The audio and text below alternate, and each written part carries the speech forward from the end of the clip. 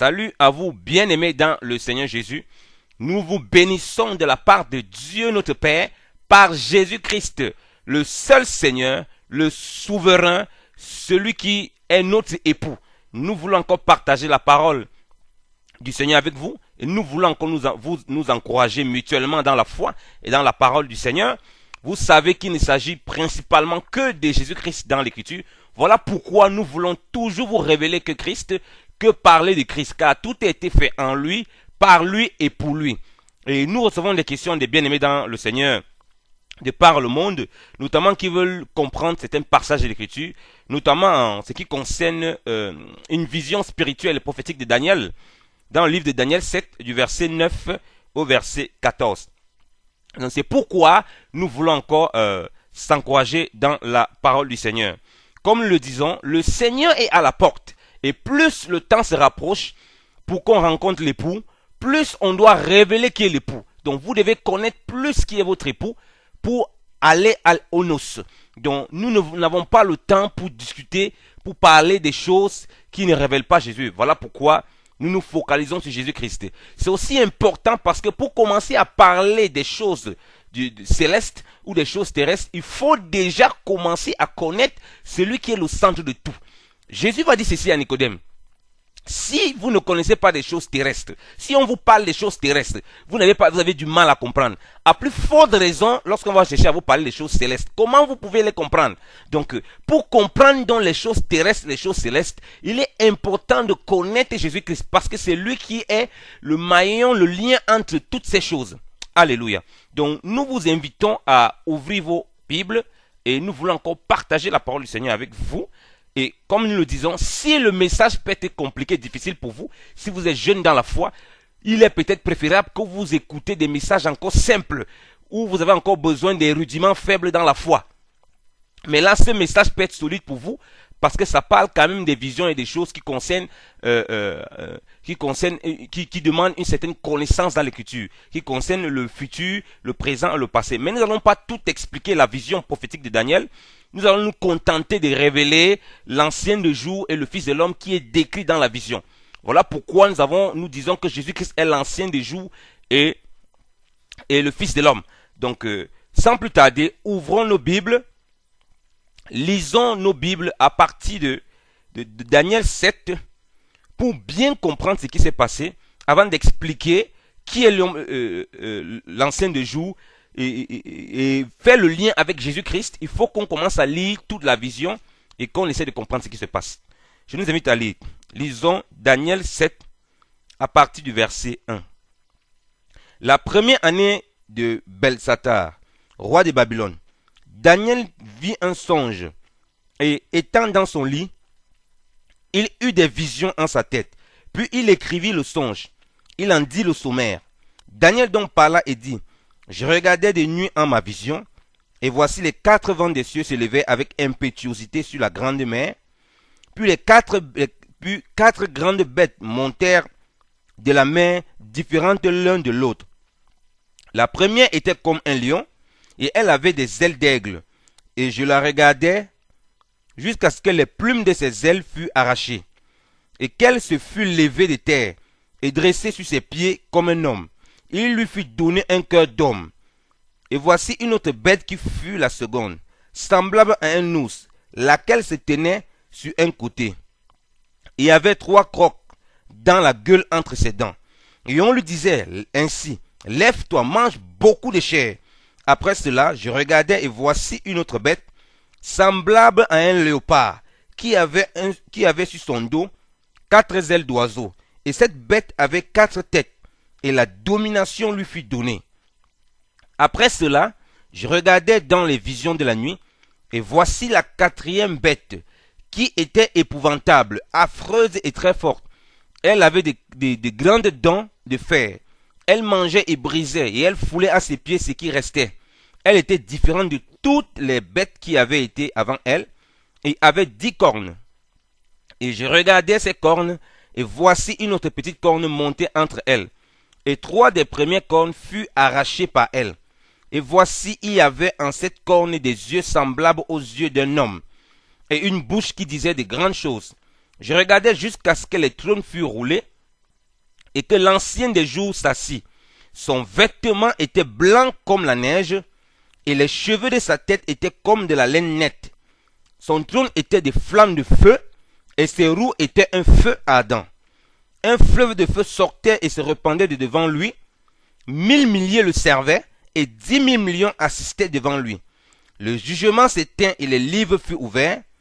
Et je regardais à cause de la voix des grandes paroles que cette corne proférait. Je regardais donc jusqu'à ce que la bête fût tuée et que son corps fût détruit et donné pour être brûlé au feu. La domination fut ôtée aux autres bêtes, quoiqu'une longue vie leur eût été donnée jusqu'à un temps et à un temps. Je regardais encore dans la vision de la nuit, et voici comme le Fils de l'homme, qui venait avec les nuées des cieux, il vint jusqu'à l'ancien des jours, et il s'étint devant lui. Et il lui donna la seigneurie et l'honneur et le règne. Et tous les peuples, les nations et les langues le serviront. Et sa domination est une domination éternelle, qui ne passera point, et son règne ne sera point dissipé. Alors l'esprit me défaillit dans mon corps, à moi Daniel, et les visions de ma tête me troublèrent. Amen. L'écriture est oui et amen. Comme vous le savez, nous disons que nous ne contestons pas l'écriture. Pour comprendre l'écriture, il faut être capable de lire l'écriture et dire oui et amen. Qu'il la soit ainsi. C'est alors que le Saint-Esprit peut nous faire du bien pour comprendre l'écriture inspirée inspirée du Saint-Esprit. Et l'écriture dit ceci: Dieu ne fait rien auparavant sans avoir averti à ses serviteurs le prophète. Si on lit Amos 3.7, c'est ce que l'écriture nous dit. Donc Dieu a parlé à son prophète ici des temps. Il va prendre des 4 bêtes qui représentent de façon générale le règne de l'homme impie, le règne des ténèbres. Et on va voir de ce côté, à côté de ce règne des ténèbres, le règne de la lumière qui est manifesté en Dieu, au véritable Dieu, par Jésus-Christ.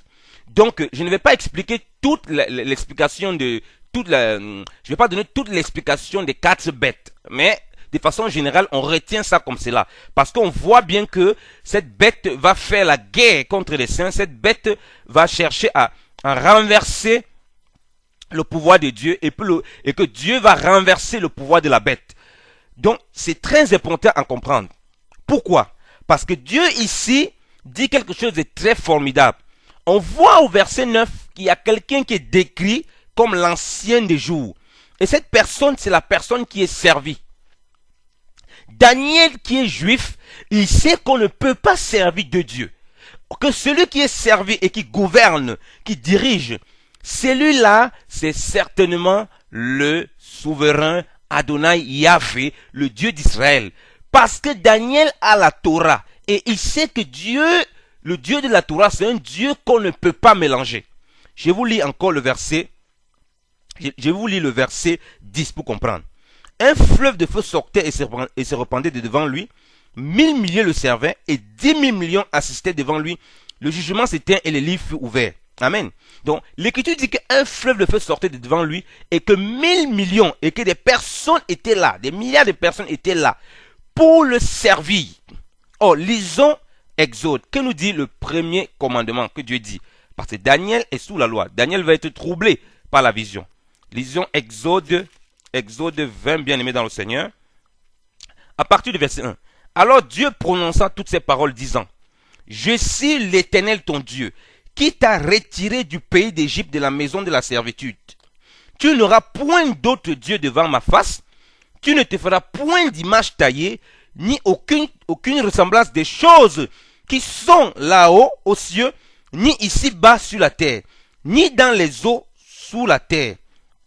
Tu ne te prosterneras point devant elles et ne les serviras point, car je suis l'Éternel ton Dieu, le Dieu fort, qui est jaloux, punissant l'iniquité des pères sur les enfants jusqu'à la 3e, à la 4e génération de ceux qui me haïssent. Amen. Donc Daniel sait que celui qui ne peut être servi, le seul qui doit être servi par cette vision spirituelle qu'il voit et qui juge toutes les nations, qui juge, qui doit exercer du jugement, c'est l'Éternel. Et il dit que l'Éternel dit dans sa parole, dans la loi, au premier commandement, dans les 10 commandements, que je suis l'Éternel ton Dieu. Tu n'auras point d'autre Dieu devant ma face. Et ça, c'est important à comprendre. Donc, il a vu Dieu être servi, mais après ça, il voit quelqu'un qui vient. Et à quel moment Dieu montre que cette personne vient? C'est après que la domination a été retirée à la 4e bête. Vous comprenez? Si nous lisons à partir du verset 11, nous sommes toujours dans Daniel 7. Je regardais à cause de la voix des grandes paroles que cette corne proférait. Je regardais donc jusqu'à ce que la bête fût tuée et que son corps fût détruit et donné pour être brûlé au feu. C'est au verset 7, on a vu que c'est la 4e bête. Ok? Il dit quoi qu'une longue vie lui a été donnée jusqu'à un temps et un temps. Un temps, bon, c'est que c'est la grande tribulation. Comme j'ai dit, ceux qui n'ont pas encore compris une certaine dimension, ceux qui sont jeunes un peu dans la foi, peut-être c'est difficile pour eux cette partie. Je ne vais pas rentrer dans les détails. Donc, comprends qu'il y a un temps qui a été donné et la 4e bête a été détruite. Ensuite, au verset 13, il dit, je regardais encore dans les visions de la nuit et voici comme le Fils de l'homme qui venait avec les nuées des cieux et il vint jusqu'à l'ancien des jours et s'éteint devant lui. Amen. Et puis, le Fils de l'homme vient et il va se tenir devant l'ancien des jours. Comme avant l'ancien des jours était servi et que la 4e bête a été tuée, maintenant on a la vision du Fils de l'homme. L'ancien des jours va lui donner tout le gouvernement. Donc vous voyez qu'ici, on ne peut pas servir les deux en même temps. C'est ça qui a troublé Daniel. On ne peut pas servir deux dieux en même temps. On ne peut pas servir deux personnes. Jésus va dire ceci dans Matthieu 6. Vous ne pouvez servir deux maîtres. Ou vous allez haïr un, vous allez aimer l'autre. Vous ne pouvez servir Dieu et Mammon. Et au verset 14, il dit bien, il lui donna la seigneurie et l'honneur et le règne, et tous les peuples, les nations et les langues le serviront. Sa domination est une domination éternelle qui ne passera point et son règne ne sera point dissipé. Amen. Donc, Daniel sort troublé parce qu'il voit deux personnes.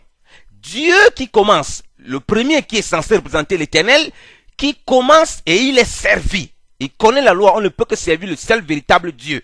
Il sait où il se trouve à Babylone, il ne s'est pas procédé devant les statues de Nebuchadnezzar, il n'a jamais adoré un autre Dieu que le seul vrai Dieu. Et là, il voit quelqu'un qui a la ressemblance d'homme. Or, il sait qu'au premier commandement, Dieu a dit carrément que tu ne te feras point d'image taillée, tu ne te feras point de représentation des choses qui sont dans les cieux ou sur la terre. Mais celui qui vient à la ressemblance d'un fils de l'homme, encore plus troublant. Et lui, maintenant, il faut le servir. Au verset 14. Remarquez, bien aimé dans le Seigneur, que les deux ne sont pas servis au même moment. C'est impossible. Parce que ce que Jésus a dit doit être vrai. On ne peut pas servir deux maîtres à la fois. Donc, soit on doit haïr un, on doit aimer l'autre. Et l'Écriture dit ceci, dans Malachie 1, verset 6. Si moi, Dieu dit ceci aux enfants d'Israël, si je suis votre maître, quel est l'honneur qui m'est dû? Vous voyez, quel est le service qui m'est dû? Si je suis votre père, quel est l'honneur qui m'est dû? Donc, Dieu s'est tout révélé comme notre maître et celui à qui on doit rendre le service. Et comme on a dit, sous la loi, sous la Torah, tout ce que l'Écriture dit, c'est qu'on ne peut pas servir de Dieu. On ne peut pas servir de maître. Et Jésus va le dire très bien, si on peut lire Matthieu 4, lorsque Satan va confronter le Seigneur. Lisons encore cela, bien aimé dans le Seigneur, pour appuyer, pour être sûr que nous disons les choses selon la pensée du Seigneur. Matthieu 4, à partir du verset 10. À partir du verset 8. Le diable le transporta encore sur une fort haute montagne et lui montra tout le royaume du monde et leur gloire. Et il lui dit, je te donnerai toutes ces choses si en te prosternant en terre, tu m'adores. Mais Jésus lui dit, va Satan, car il est écrit, tu adoreras le Seigneur ton Dieu et tu le serviras lui seul. Amen. Donc on comprend bien que Jésus a dit qu'on ne peut pas servir Dieu. Ok? Et lui-même ici, il est dans son humanité. Daniel a vu la vision où il voit l'ancien des jours et le Fils de l'homme qui est servi. Remarquez que là, on voit le changement des dispensations. On voit le changement des dispensations où Dieu, qui était comme l'ancien des jours, maintenant il se révèle comme le Fils de l'homme. puisque comme on voit là, le service qu'on fait au Fils de l'homme, c'est uniquement à lui. Le service qu'on fait à l'ancien des jours, c'est uniquement à lui. Donc les deux services ne sont pas simultanés. Les deux services ne se bagarrent pas. Il ne peut pas avoir deux rois dans un royaume. Il y a un seul roi. Soit il y a un qui va être mangé, soit un qui va être dominé. Et remarquez bien que la gloire du Fils de l'homme, le règne du Fils de l'homme est plus puissant que celui de l'ancien des jours. Si nous lisons Daniel 7, on revient dans Daniel, à partir du verset 7 encore, Daniel 7 à partir du verset 10, un fleuve de feu sortait et se répandait de devant lui, 1000 milliers le servaient, et 10 000 millions assistaient devant lui. Le jugement s'éteint et les livres furent ouverts. Vous voyez, on dit 1000 milliers le servaient et 10 000 millions assistaient devant lui. Mais regardez la gloire qui est au Fils de l'homme. Si on lit au verset 14, il lui donna la seigneurie et l'honneur et le règne, et tous les peuples, les nations, les langues le serviront. On dit tous les peuples. Donc il n'y a même pas une seule nation, il n'y a même pas un seul style de peuple. Alors que quand on parle de l'ancien des jours, on quantifie. Mais pour le Fils de l'homme, on ne quantifie pas. Donc on voit que la gloire et la puissance, le règne qu'il a est au-dessus, est plus balèze, est plus grand, est plus puissant que celui de l'ancien des jours. Et on comprend bien que c'est celui qui donne le royaume, ok, qui est inférieur ou égal à celui qui reçoit le royaume. Donc pas l'inverse. Et on comprend bien donc la vision de pas la vision, au fait, autant pour moi, la parole spirituelle et prophétique que le bien-aimé Paul a expliqué dans 1 Corinthiens 15, bien-aimé dans le Seigneur. Qu'est-ce que Paul dit dans 1 Corinthiens 15? Et nous savons souvent ça. Là maintenant, avec cette parole de Paul, on va pouvoir identifier qui est l'ancien des jours, qui est le Fils de l'homme. On va pouvoir les identifier très bien. Paul dit ceci dans 1 Corinthiens 15, à partir du verset 23. 23. Mais chacun en son rang, les prémices c'est Christ, puis ceux qui sont de Christ seront vivifiés en son avènement. Et après viendra la fin, quand il aura remis le royaume à Dieu le Père. Vous voyez? Quand il aura remis le royaume à Dieu le Père. Vous voyez bien que l'ancien des jours a remis le royaume au Fils de l'homme. Et on dit ceci, il aura aboli, et quand il aura aboli tout empire et toute puissance et toute force, comme on a vu que la quatrième bête dans la prophétie de Daniel a été anéantie. Si dans Daniel 7, le verset 11 au verset 12, donc la quatrième bête a été vaincue, et tout le règne. On sait que le dernier ennemi, c'est la mort. Et on voit même jusqu'au dernier jugement. Ok?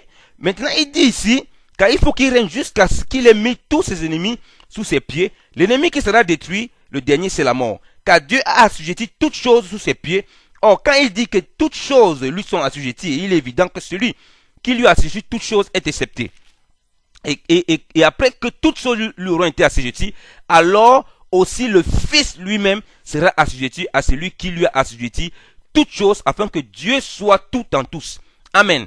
Donc, si on essaie de faire les correspondances avec la vision prophétique de Daniel et celle de Paul, on parvient à comprendre que le Fils qui va remettre le royaume à Dieu le Père, c'est l'ancien des jours. Or, l'ancien des jours que lui, il a vu, on a fait une description, que Daniel a vu, on a fait une description de lui, on n'a pas dit qu'il est le Fils de l'homme. Donc, l'ancien des jours n'est rien d'autre que le mystère de l'incarnation en Jésus-Christ qui va remettre le royaume à Dieu le Père. Et on voit que le Fils de l'homme qui doit recevoir ce royaume se révèle encore comme celui qui est Dieu le Père. Donc tout tourne autour de la personne de Jésus-Christ. Vous voyez bien aimé dans le Seigneur. Paul dit bien aimé dans le Seigneur, dans le livre des Actes, qu'il croit à tout ce que les prophètes ont dit. Si on lit Actes bien aimé dans le Seigneur, lisons Actes. Parce qu'il faut que j'appuie avec l'écriture pour que les frères bien aimés dans le Seigneur puissent attester. Paul dit ceci dans le livre des Actes. Il dit ceci. Au verset 14, Acte 24, verset 14. Or, je te confesse bien ce point, que selon la voie qu'ils appellent secte, je sers aussi le Dieu de mes pères, croyant toutes les choses qui sont écrites dans la loi et les prophètes. Bien aimé dans le Seigneur, Paul dit qu'il croit tout ce qui est écrit dans la loi et les prophètes. Donc, Paul ne peut pas venir dire quelque chose qui est en dehors des prophètes. Il doit nous révéler ce qui était caché là-bas. Donc, on comprend bien que l'ancien des jours révèle Jésus-Christ, et celui qui reçoit le royaume, Dieu le Père, révèle aussi le Fils de l'homme qui n'est rien d'autre que la personne de Jésus-Christ. Alléluia. Donc tout tourne autour du bienheureux Seigneur. Maintenant, comment on peut être sûr que l'ancien des jours qui donne le royaume au Fils de l'homme, le Fils de l'homme qui reçoit le royaume, c'est aussi la même représentation de la même personne? Comment on peut reconnaître ça? Si nous allons dans Daniel 7, on regarde l'interprétation qu'on a donnée à Daniel, que quelqu'un a donné à Daniel. Parmi les personnes que Daniel a vues durant toute sa vision nocturne, regardez l'interprétation qu'il lui donne.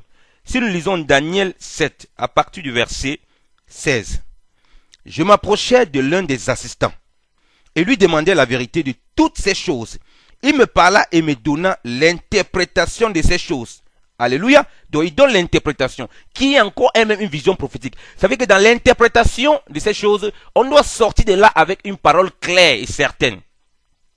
Je répète encore, la première vision que Daniel reçoit, il voit l'ancien de jour et le Fils de l'homme. Il voit comme deux personnes.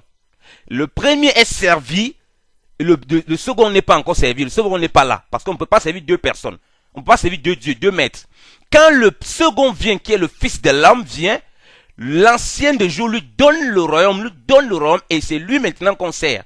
Et on ne sert plus l'ancien de jour. Donc le règne de l'ancien de jour, c'est FACC. Je vous ai expliqué que c'est la révélation du Fils qui s'incarne, comme on a lu du Fils qui a marché sur la terre, Jésus-Christ lui-même. Comme on a lu dans 1 Corinthiens 15, qui va remettre le royaume à Dieu le Père. Son royaume va cesser. Et on voit que le Fils de l'homme qui reçoit aussi le royaume, Jésus a dit qu'il est le Fils de l'homme. Donc, le Fils de l'homme qui reçoit aussi le royaume, c'est Dieu le Père. Et comment donc on va être sûr que ces représentations représentent uniquement le seul vrai Seigneur, que ça tourne autour de Jésus-Christ? J'ai dit qu'on va lire l'interprétation qu'on va donner à Daniel. Lisons la Bible, bien évidemment, Seigneur. Donc, à partir du verset 17, Daniel 7, ces quatre bêtes sont quatre rois qui s'élèveront sur la terre, et les saints du souverain recevront le royaume et obtiendront le royaume jusqu'au siècle et au siècle des siècles.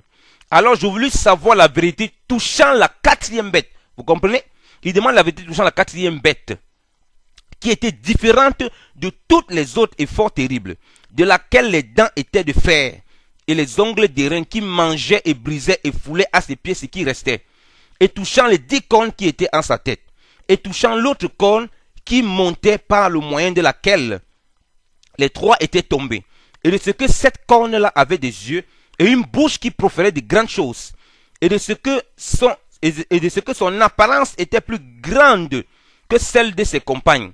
J'avais regardé comme cette corne faisait la guerre contre les saints et les surmontait, jusqu'à ce que l'ancien des jours fût venu, et que le jugement fût donné aux saints du souverain, et que le temps vint auquel les saints obtinssent le royaume.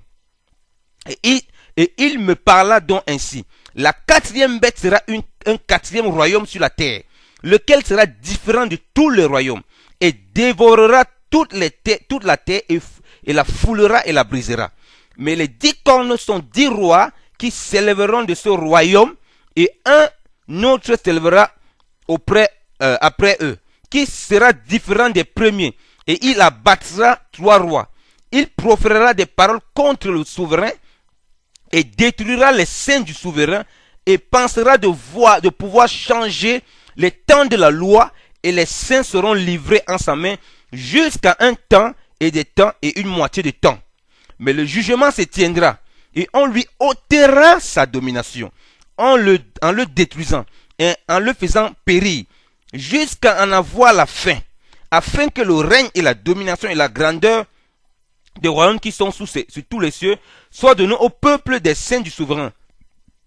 Son royaume est un royaume éternel, et tous les empires lui seront assujettis et lui obéiront.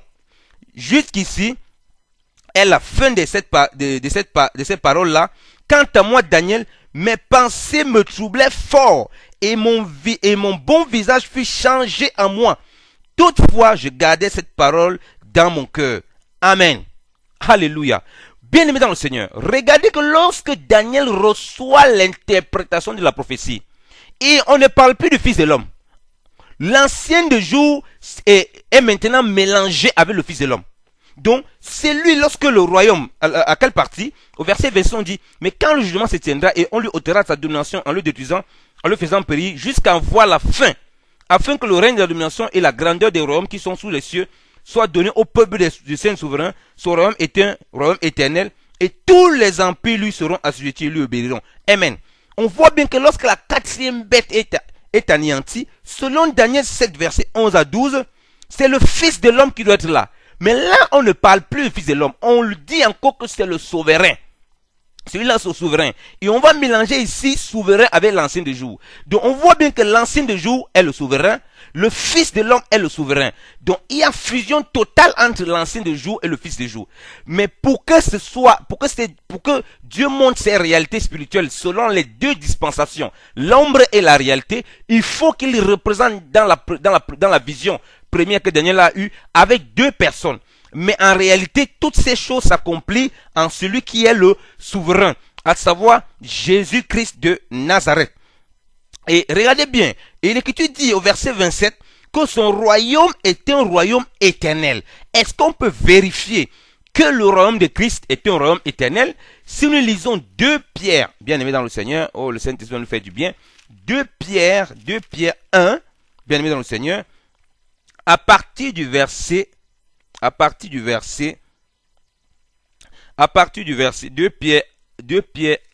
Pierre 1, bien aimé dans le Seigneur, on va lire à partir du verset 5. Vous donc aussi, y donnant tous vos soins, ajoutez la vertu à votre foi, à la vertu la science, à la science la tempérance, à la tempérance la patience, à la patience la piété, à la piété l'amour fraternel, à l'amour fraternel la charité. Car si ces choses sont en vous et y abondent, elles ne vous laisseront point oisives, ni stériles en la connaissance de notre Seigneur Jésus-Christ. Mais celui en qui ces choses ne se trouvent point est aveugle et ne voit point de loin, ayant oublié la purification de ses anciens péchés.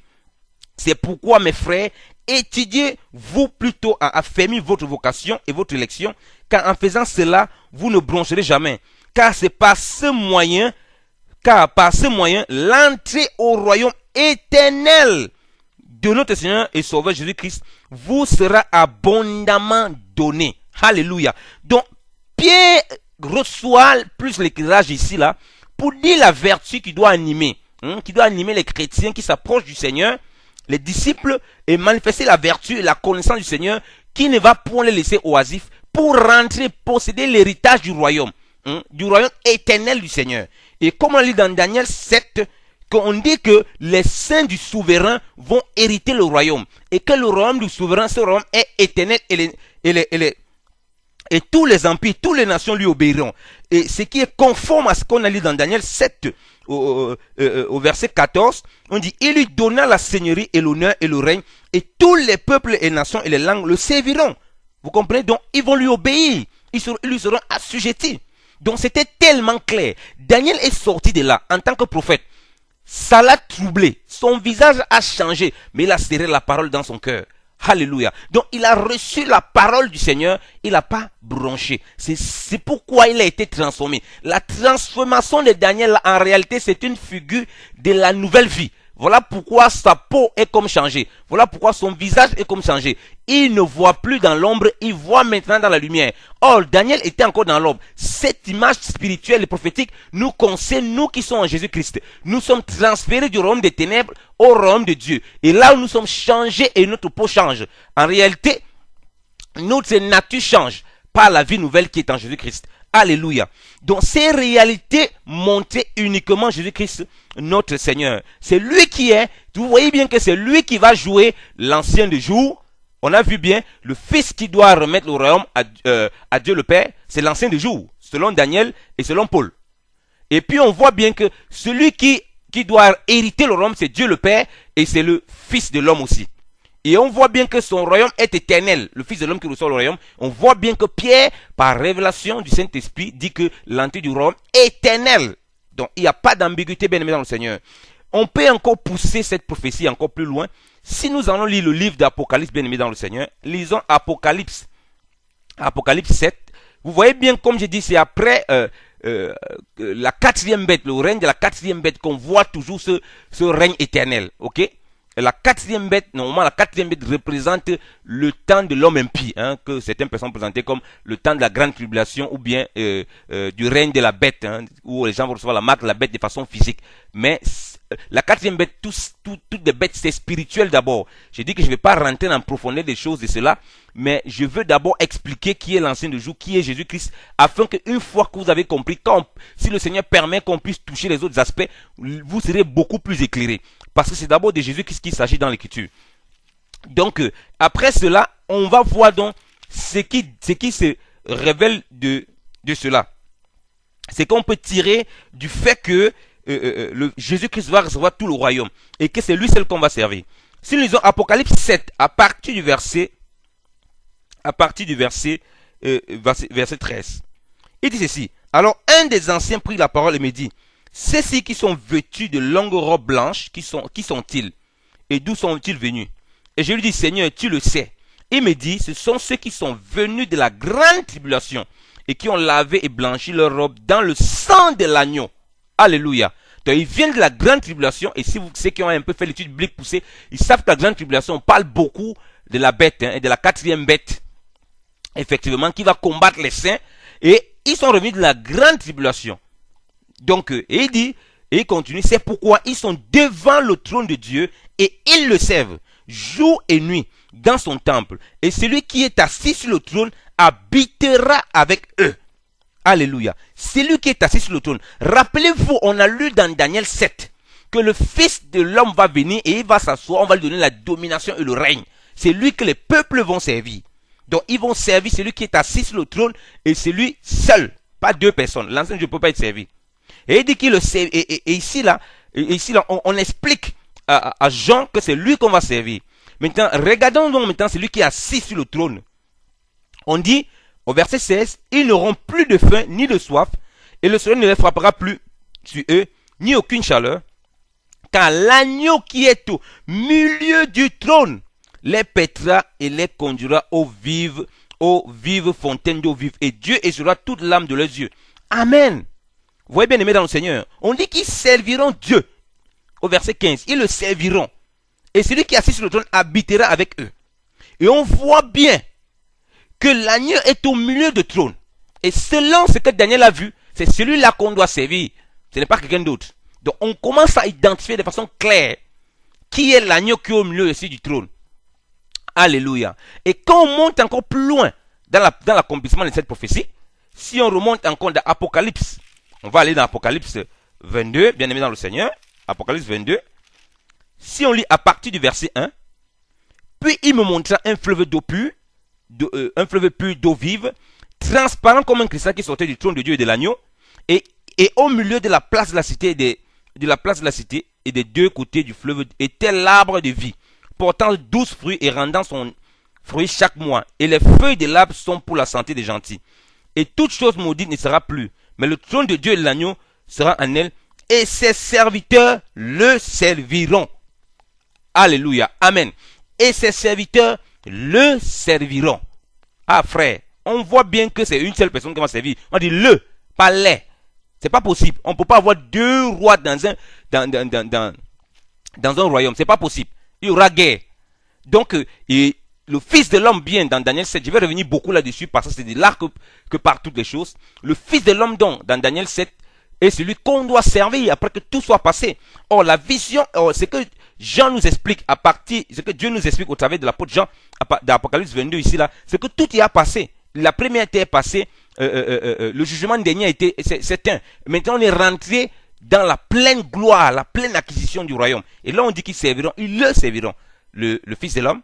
Et on a vu que par Paul, ce Fils de l'homme là, ce n'est rien d'autre que Dieu le Père, parce que le Fils va remettre à Dieu le Père. Donc le Fils de l'homme, effectivement, selon ce qu'on comprend avec tout cela, qu'on essaie de faire les représentations et les équivalences, ce n'est rien d'autre que le Seigneur tout-puissant.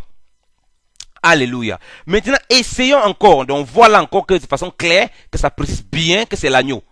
L'agneau qui est servi. Bon, maintenant, quelqu'un peut dire, ouais, peut-être c'est pas Jésus-Christ de façon claire et tout et tout. Bon, regardons maintenant les descriptions de l'ancien de jour. Regardons les descriptions de l'ancien jour. Restons toujours dans Apocalypse. Apocalypse 1, à partir du verset 12. Alors je me tournai pour voir celui dont la voix m'avait parlé. Et m'étant tourné, écoute-moi bien, celui qui a parlé là-bas plus en avant à Jean, la personne qui a parlé là, quand Jean s'est tourné pour le voir. On va revenir sur ça. Le Saint-Esprit va nous permettre, s'il le veut, qu'on revienne sur ça. Il dit, alors je me tournai pour voir celui dont la voix m'avait parlé. Et m'étant tourné, j'ai vu 7 chandeliers d'or. Au milieu des 7 chandeliers d'or, un personnage semblable à un homme vêtu d'une longue robe et ceint d'une ceinture d'or à l'endroit des mamelles. Alléluia. Sa tête et ses cheveux étaient blancs comme de la laine blanche et comme de la neige. Et ses yeux étaient comme une flamme de feu. Et ses pieds étaient semblables à des reins très reluisants, comme s'il était embrasé dans une fournaise. Et sa voix était comme le bruit des gros os. Amen. Regardez la description qu'on donne ici de celui qui a parlé à Daniel. On voit que celui qui a parlé à Daniel, il a une figure de fils de l'homme, premièrement. Regardez, et on donne encore le descriptif de ses cheveux. Ok? On parle de ses yeux, on parle de ses pieds. On décrit son état dans lequel Daniel l'a vu. Revenons dans Daniel 7. Pas Daniel, autant pour moi, dans lequel Jean l'a vu. Revenons dans Daniel 7, puisqu'ils ont tous l'esprit de prophétie, Daniel et Jean, et même Paul. Si on lit le verset 9, Daniel 7, verset 9, je regardais jusqu'à ce que le trône fût roulé et que l'ancien de jour s'assit. Son vêtement était blanc comme la neige. Alléluia. Vous comprenez? On dit, et les cheveux de sa tête étaient comme de la laine pure, ou bien de la laine nette. Okay? Donc on revient encore dans Apocalypse 1, bien aimé dans le Seigneur, il lit encore le verset 14. Sa tête et ses cheveux étaient blancs, comme de la laine blanche, et comme de la neige. Très bien expliqué, comme dans Daniel 7, 9. Ok? On dit bien, son vêtement était blanc comme de la neige, et les cheveux de sa tête étaient comme de la laine nette, comme de la laine pure. Vous voyez bien aimé dans le Seigneur? On dit, son trône était des flammes de feu, et ses roues un feu ardent. Ici, on vient décrire que ses pieds étaient semblables à des reins reluisants, des reins ardents, comme s'il était embrasé, comme si tout son corps était embrasé dans une fournaise. Vous comprenez? Donc, tout son corps était comme embrasé dans une fournaise, exactement comme l'ancien de jour qui était assis sur un trône de feu, un trône embrasé, et ses roues étaient aussi en feu. Oh, bien-aimé dans le Seigneur, quelle merveille de comprendre, de voir ces choses. Et on nous dit aussi qu'il a la figure du Fils de l'homme. Il a la figure du Fils de l'homme. Donc, il va jouer dans Apocalypse, dans le livre de Révélation Apocalypse. Quand la personne qui a parlé à Jean se révèle à Jean, il montre la figure du Fils de l'homme, qu'il est le Fils de l'homme, il montre encore la figure de l'ancien des jours. Mais comme le nom qui est utilisé en hébreu là-bas, ce n'est plus les mêmes noms qui sont utilisés dans le Nouveau Testament, dans la révélation de la grâce qui est donnée aux gentils, ce n'est plus l'hébreu, on donne plutôt les caractéristiques pour définir et pour déterminer qui est cette personne. Alléluia. Et comment on est sûr que cette personne, c'est la personne de Jésus-Christ? Il dit ceci, si on lit toujours dans Apocalypse 1, à partir du verset 16. Il avait en sa main droite 7 étoiles, et sa bouche sortait, et de sa bouche sortait une épée aiguë à 2 tranchants, et son visage était semblable au soleil quand il lui en sa force. Et lorsque je l'eus vu, je tombais à ses pieds comme mort, et il mit sa main droite sur moi en me disant, ne crains rien, je suis le premier et le dernier. Amen. Il dit, ne crains rien, je suis le premier et le dernier. Vous comprenez bien, amis dans le Seigneur. Et je vis. Mais j'étais mort, et voici, je suis vivant au siècle des siècles. Amen. Et je tiens les clés de l'enfer et de la mort. Alléluia. Donc celui-là, il se révèle encore, ne crains rien. C'est moi qui suis le premier et le dernier. Lisons le livre d'Ésaïe, parce qu'il s'est identifié. C'est moi. Donc maintenant, si c'est lui qui s'est révélé à Daniel et à Jean, rappelez-vous que Jean est juif. Hein? Jean est juif et il a l'esprit prophétique. Il croit aussi comme Paul à tout ce que les prophètes ont dit de toute éternité. Il ne peut pas venir dire autre chose que les prophètes ont dit. Lisons Ésaïe 44, verset 6.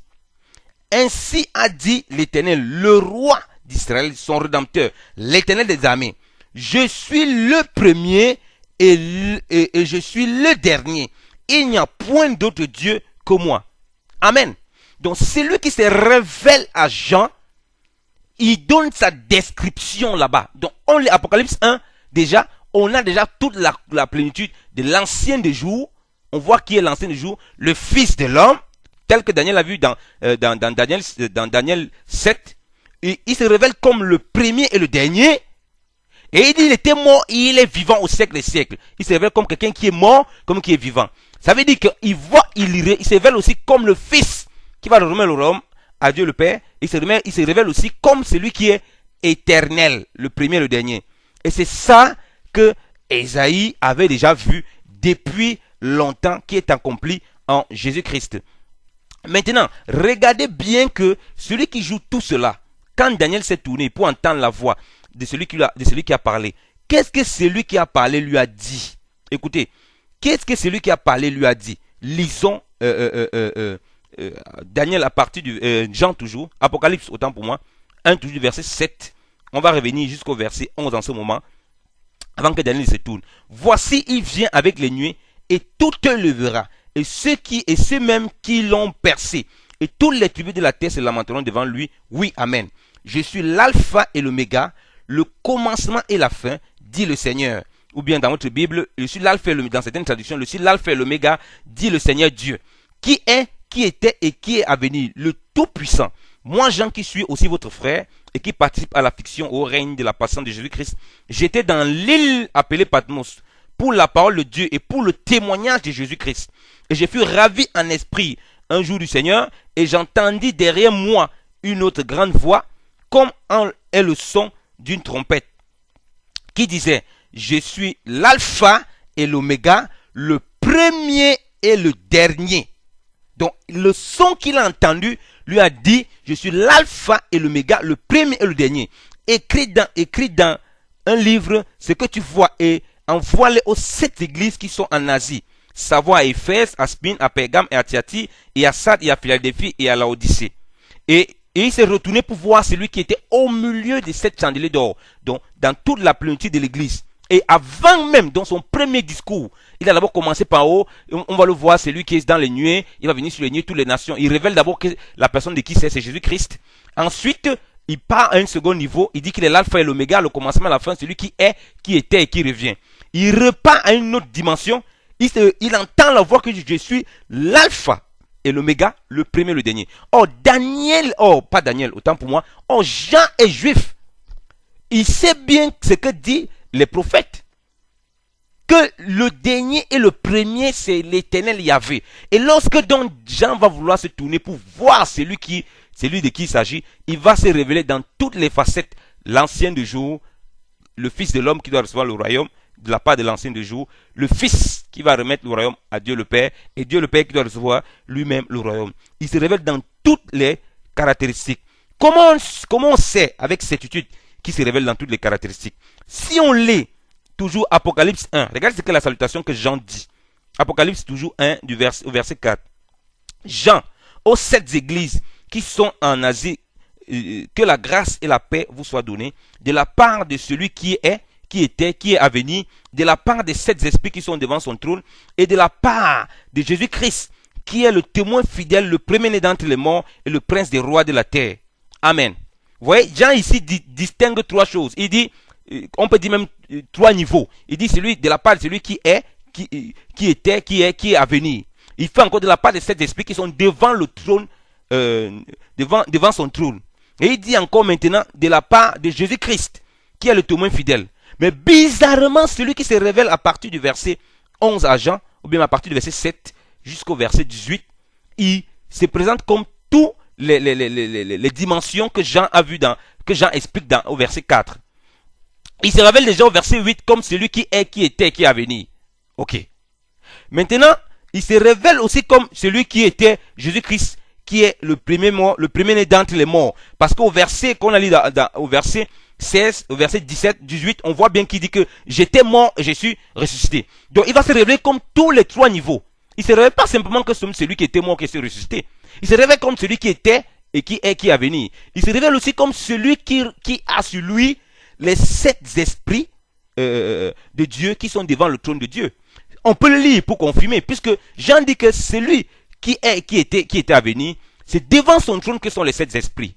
Mais bizarrement, ces 7 esprits, quand le Seigneur, lui, il se révèle, il dit que ces 7 esprits sont sur lui. On peut vérifier ça. Lisons toujours Apocalypse. Apocalypse 2, à partir du verset... Non, pas Apocalypse 2. Apocalypse 3, verset 1. Écrit aussi à l'ange de l'église de Sardes. Celui qui a les 7 esprits de Dieu et les 7 étoiles dit ces choses. Amen. Alléluia. Bien-aimé dans le Seigneur. Vous voyez? Donc, Jésus-Christ qui se révèle à Jean, il dit que c'est lui qui a les 7 esprits. Or, on vous dit ici que les 7 esprits, dans Apocalypse 1, verset 4, que les 7 esprits sont devant le trône de celui qui était, celui qui est et qui est à venir. Mais Jésus, quand il dit que ces esprits-là sont sur lui, donc ça veut dire qu'il y a comme un transfert. Avant qu'il ne s'incarne, on voit celui qui est assis, qui était, les 7 esprits devant son trône. Après, quand il y a le mystère de l'incarnation, que c'est lui qui se montre, c'est sur Christ maintenant qu'on voit cela. Et on voit bien cette progression, cette progression prophétique dans l'écriture. C'est pourquoi dans Apocalypse 4, si nous lisons Apocalypse 4, le Saint-Esprit va nous aider, on va tomber même sur l'agneau qui prend le livre des sceaux. Lisons Apocalypse 4, quand Jean encore reçoit l'Esprit, quand Jean encore, le Seigneur lui explique encore ses révélations. Lisons par exemple, on va lire ici, Apocalypse 4, à partir du verset 1. Après ces choses, je regardais et voici, une porte fut ouverte au ciel. Et la première voix que j'avais eue comme d'une trompette et qui parlait avec moi me dit, monte ici, je te montrerai les choses qui doivent arriver à l'avenir. Et sur le champ, je fus ravi en esprit. Voici un trône qui était posé au ciel et quelqu'un était assis sur le trône. Et celui qui était assis paraissait semblable à une pierre de jaspe et de sardoine. Et autour du trône paraissait un arc-en-ciel, semblable à une émeraude. Et il y avait autour du trône 24 sièges, et j'ai vu les sièges, et je vis sur les sièges 24 anciens assis, vêtus d'habillements blancs, ayant sur leur tête des couronnes d'or. Et du trône sortaient des éclairs et des tonnerres et des voix. Il y avait devant le trône 7 lampes de feu ardentes qui sont les 7 esprits de Dieu. Vous voyez? Et du trône au devant du trône sortait une mer de verre semblable à du cristal, et au milieu du trône, du trône, 4 animaux pleins de Dieu devant et derrière. Amen. Donc Jean ici, Dieu lui montre maintenant que devant le trône là, il y a 7 lampes brûlantes. 7 lampes brûlantes qui sont les 7 esprits. Or, avant ça, Jésus a montré Apocalypse que c'est 7 esprits de Dieu. Voici celui qui dit qu'il a les 7 esprits de Dieu. Peut-être ce n'est pas encore clair, vous allez comprendre que c'est pourquoi il est aussi celui qui est assis.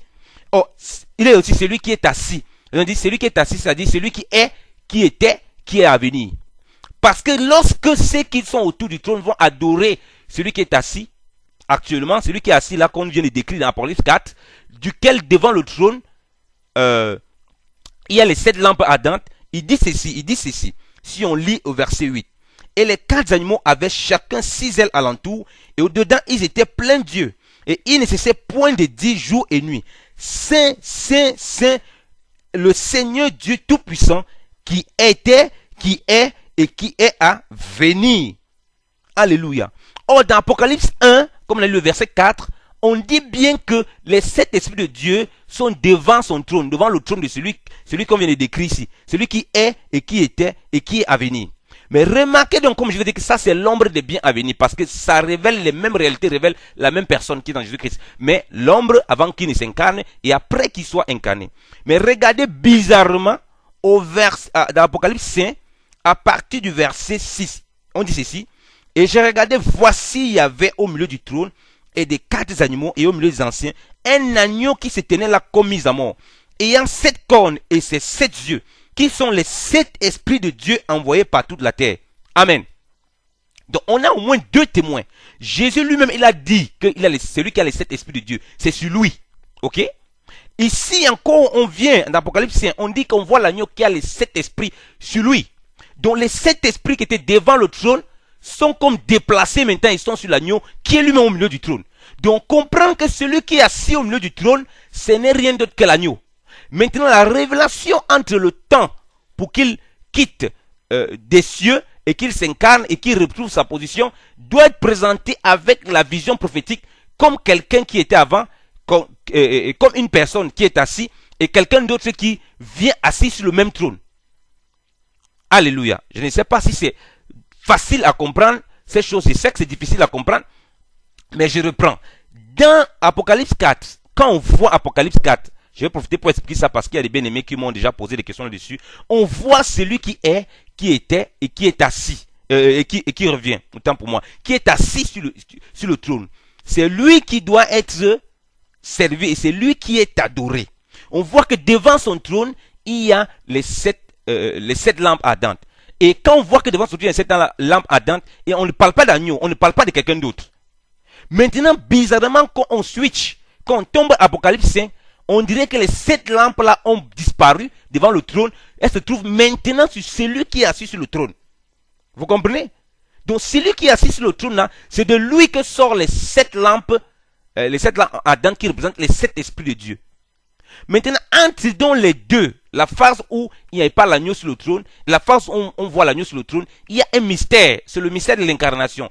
Parce que l'agneau qui est sur le trône, la Bible dit bien, l'Écriture dit bien, on le voit comme mort, et puis il se relève tout seul. Personne ne le ressuscite. C'est pourquoi Jésus va dire que personne ne monte la vie. J'ai le pouvoir de donner ma vie et de la reprendre. Et remarquez bien, maintenant comme Dieu a montré dans les passages que nous avons lus avec Daniel, que c'est l'ancien de jour qui remettait le royaume au Fils de l'homme, et que c'est le Fils de l'homme qui remettait le royaume que c'est le Fils, ou bien le Fils de l'homme aussi, qui remet le royaume à Dieu le Père, ou bien le Fils, ou bien le Christ qui remet le royaume à Dieu le Père. Comment on va faire pour représenter ça dans l'Écriture, de façon à ce qu'on comprenne qui est Jésus réellement? C'est exactement en montrant l'ancien qui vient d'être assis là, à Apocalypse 4, qui est assis sur le trône, qui a le livre des 7 sceaux, lui-même l'ancien là, qui est assis sur le trône. J'ai dit, bon, j'utilise l'ancien parce que j'ai fait toujours référence à l'ancien de jour. Il dit, celui qui est assis sur le trône, qui est censé représenter celui qui est, qui était, qui est à venir, il a le livre entre ses mains. Lui-même, il ne peut pas ouvrir ce livre. Ça vous a jamais posé la question? Lui-même, il ne peut pas ouvrir ce livre.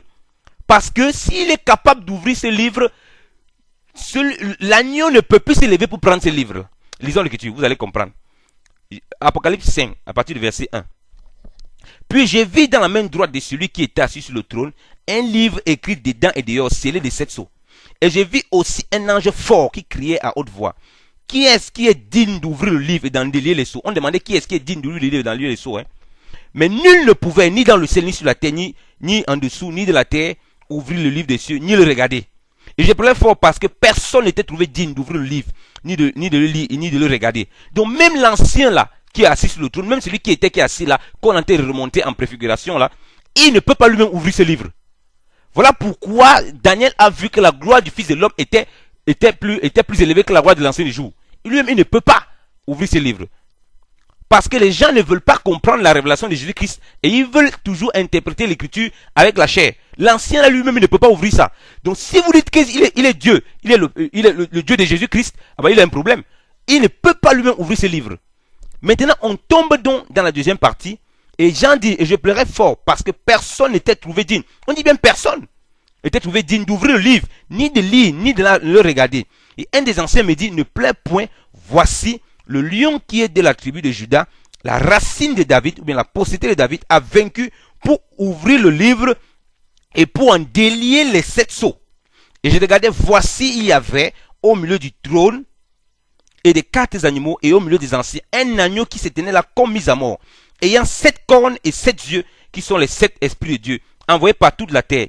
Il vint et prit le livre de la main droite de celui qui était assis sur le trône. Amen. Vous voyez bien, comme je l'ai dit bien aimé dans le Seigneur, pour représenter dans les visions que Paul a vues, le Fils qui remet le royaume à Dieu le Père, excusez-moi d'insister parce qu'il faut que vous compreniez ça, et l'ancien de Dieu qui remet le royaume au Fils, comme la même personne représente cette figure, on ne peut pas le voir en train de donner le royaume à quelqu'un. On ne peut donc pas voir aussi quelqu'un d'autre lui donner le royaume. Pour montrer sa toute puissance, il faut qu'on mette une situation, une condition où personne ne peut prendre le pouvoir, personne ne peut regarder dans ses livres, personne ne peut ouvrir, et que lui-même il vient prendre ça. Parce que c'est celui qui prend qui est le plus fort. Vous comprenez? Lorsqu'il y a même des guerres sur le plan humain, pour montrer un pouvoir, ce n'est pas une nation plus forte qui assujettit une autre nation, qui va prendre le pouvoir. Donc on voit bien que le Seigneur, lui là, il s'élève, l'agneau là. Si vous voulez voir ça comme une vision charnelle, en disant que non, deux personnes assises sur le trône, il y a deux personnes assises sur le trône. Mais ça veut dire que vous allez dire que l'agneau, là, lui, là, effectivement, 7 cornes comme ça, et 7 yeux sur sa tête de façon physique. Donc vous voulez dire que les anciens qui sont prosternés devant cet agneau, ils sont prosternés devant un animal. On comprend que c'est une vision spirituelle, bien évidemment, le Seigneur. Sont spirituels. Donc toutes ces choses révèlent uniquement la gloire de Jésus-Christ. Et lorsqu'il a pris le livre, regardez, lorsqu'il a pris le livre, au verset 8, et quand il eut pris le livre, les 4 animaux et les 24 anciens se prosternaient devant l'agneau. Vous voyez, on n'a pas dit se prosterner devant l'ancien de jour. Il commence à passer prosterner, pas devant l'ancien de jour. Autant pour moi, il faut qu'il utilise l'ancien de jour. Oui, il révèle l'ancien de jour. On n'a pas dit celui qui était assis, qui était. Il se prosterne maintenant devant celui qui est, devant l'agneau qui a pris le livre. Et il chante un cantique nouveau pour lui. Ok? Or, à partir de Apocalypse 4, à partir du verset 8, comme on a lu, autant pour moi, quand ils ont adoré celui qui était assis. Donc ça veut dire que si celui-là qui a pris le livre, il se procède encore devant lui, il n'est pas le Dieu véritable, alors ils sont dans l'idolâtrie.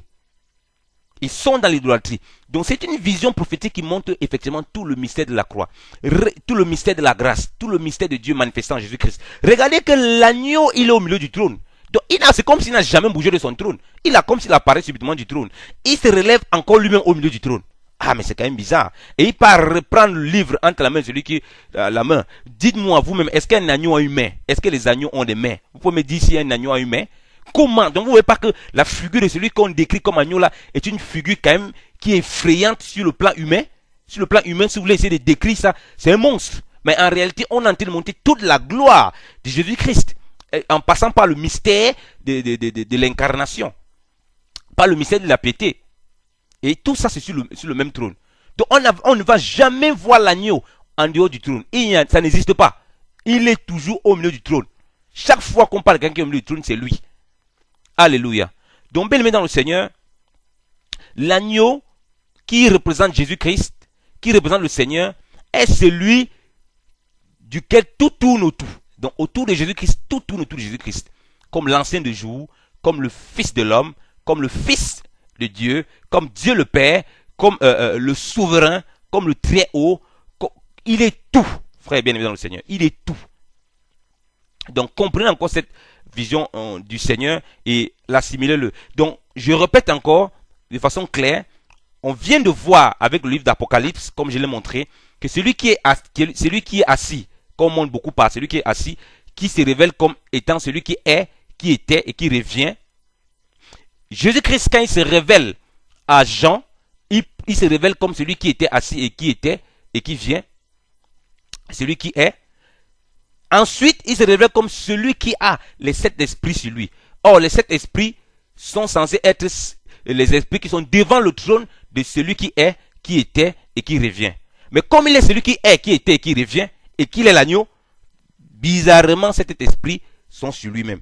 Donc, il reflète toutes ces choses en même temps.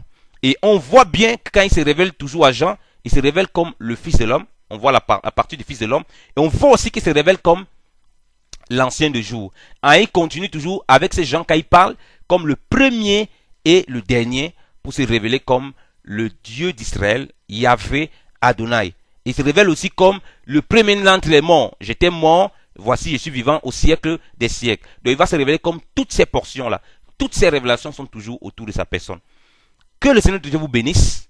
Comme je le dis, cet enseignement, ça peut être difficile pour un jeune converti dans la foi. Il n'a pas encore compris certaines bases. Ce n'est pas là pour vous troubler, mais pour essayer de vous apporter un peu plus la connaissance de la personne de Jésus-Christ. Et le Seigneur permettra qu'on aille toujours de l'avant avec lui et qu'on révèle que Jésus-Christ, parce que l'époux est à la porte et on a besoin de le connaître. Que le Seigneur vous bénisse abondamment. Merci, bien-aimé notre Seigneur, de m'avoir entendu. Soyez encore encouragés en Jésus-Christ, au nom puissant de Jésus-Christ. Amen.